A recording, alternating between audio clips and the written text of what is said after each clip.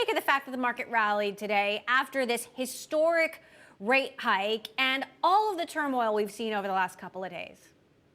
I think they were happy it wasn't 100 basis points, and there's a relief that Powell's doing something. But I think we're all going to wake up tomorrow and realize nothing changed. The Fed is still hawkish, rates are coming up, and the only way they tame inflation is by nipping unemployment. And so they're willing to sacrifice the very low unemployment. They feel like they have wiggle room in the employment market, and they've got to tame inflation. And we look at this and say the economy is still going to slow down. And I know we're talking about what kind of landing we'll have, if it's crash and burn or a soft landing. And I think it's in a near impossible situation. There's a lot of factors he doesn't control, but I have to take heart with what the CEOs are saying and what Jay Powell himself said, which is we can basically have unemployment come up. We have wiggle room. It's still historically low. We can see that come up because we have to tame inflation.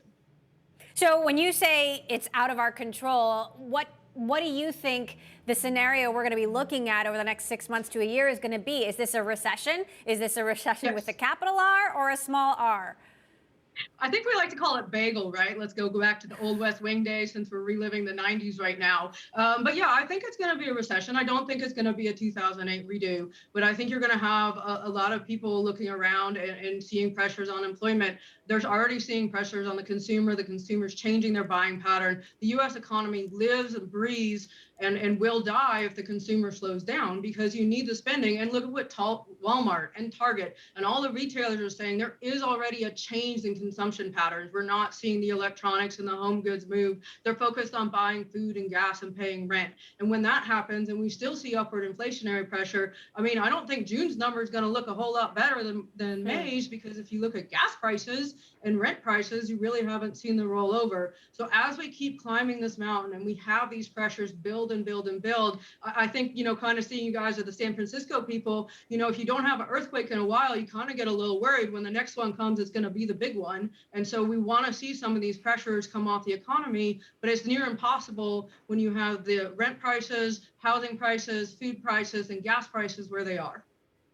What does this mean for big tech companies that have been riding high now for years? They're not going to die. They did need to reprice a little bit lower. The problem is earnings growth looks a little susceptible, right? So that's the one question we have with the market right now. I see this more as a very short relief rally and a further leg down, because where is our earnings growth going to come from? You're willing to pay a 30, 40 plus multiple if you have confidence that they're going to grow their earnings and you have a future trajectory. And I think right now everybody's putting pause. You're even seeing layoffs come from these tech companies, and Microsoft coming out warning about their earnings growth and kind of walking that back a little bit.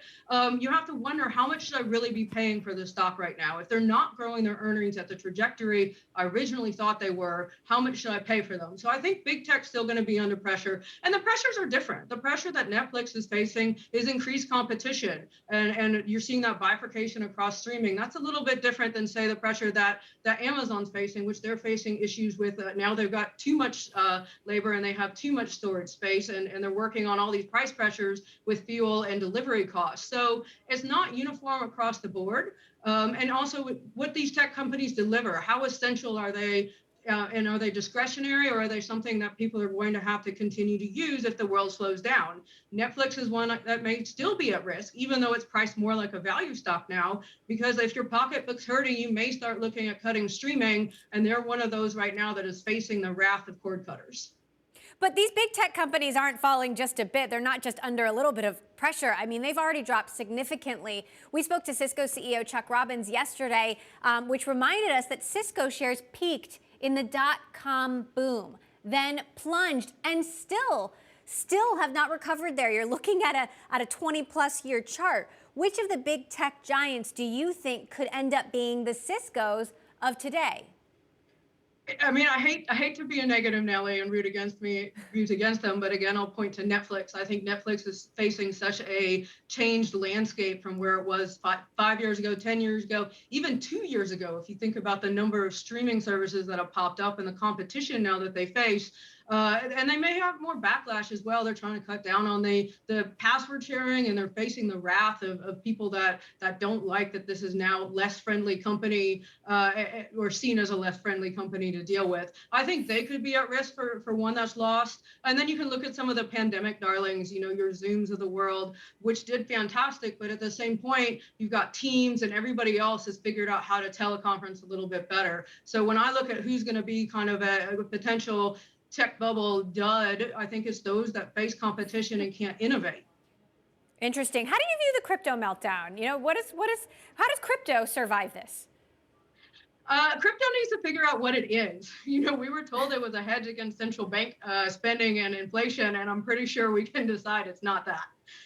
It's certainly got to get through this regulation hurdle, I think, as it discovers what it really is, because right now it's trading and correlated like a growth or a tech stock, right? And because it's not really providing any diversification benefits or buffer, and it's definitely not providing an inflation offset. I think the blockchain and technology itself is very, very important. I think this will turn out to be the start of a fintech revolution. I think you're still in the very, very early innings of it, and people need to figure out how they're actually going to use it, how they're going to integrate it in their lives, and how it's regulated and taxed. And I think the regulated and taxed question, we might see some of that come out this year, but that's actually going to also make it where you may see some bigger players come into the market because they feel a little bit more comfortable. They're not going to have a blow up. You look at some of the recent crypto blow ups, and it has put a little bit of a check on people that this is not a safe, secure investment. There is a risk of 100% loss. And while the technology is a fantastic technology, and I think blockchain is very innovative, we have to figure out how to use it. I'm not going around buying my Starbucks with Bitcoin on my app. It's too volatile. It's really not necessarily a cash substitute. So what will it be? I think this year we're going to really figure out what is Bitcoin as an investment. Is it digital gold? We'll see.